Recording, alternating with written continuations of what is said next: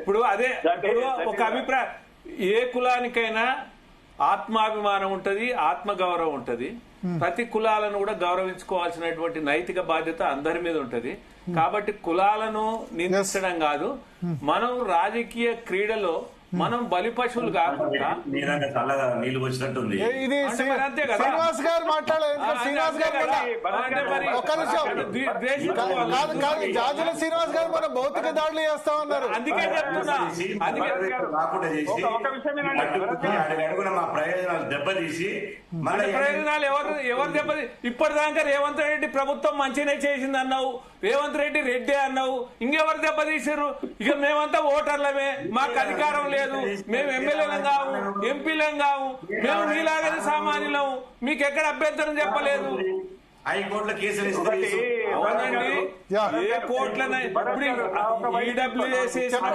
కల్లూరు గారు బీసీలకు రాజకీయ శత్రువులు తెలంగాణ రెడ్లే.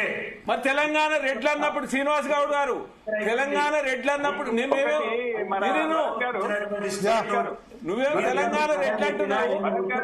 తెలంగాణ రెడ్లు అంటున్నావు, కానీ ఎంబీసీలు సంచార జాతులే, మాకేమైనా 4-5 కులాలు మాత్రమే మాకు వ్యతిరేకం అంటారు, రెడ్లు ఎప్పుడు అన్యాయం చేయలేదంటారు. చెప్పండి శ్రీనివాస్ రెడ్డి గారు, చెప్పండి త్వరగా 30 సెకండ్స్. మన జాజుల శ్రీనివాస్ గౌడ్ అన్న నేను బాగా హానర్ చేస్తా, రెస్పెక్ట్ చేస్తా, వారంటే నాకు ఇష్టం కూడా.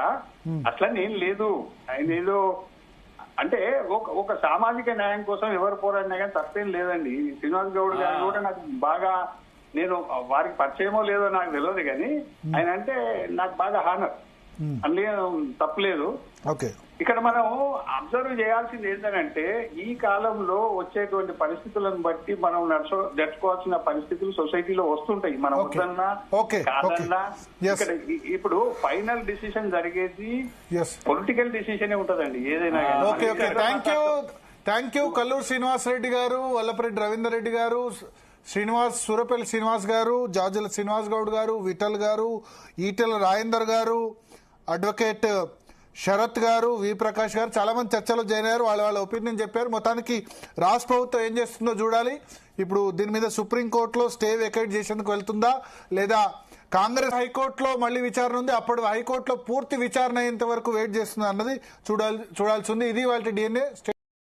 Welcome to daily news analysis with Bharat. తెలంగాణలో స్థానిక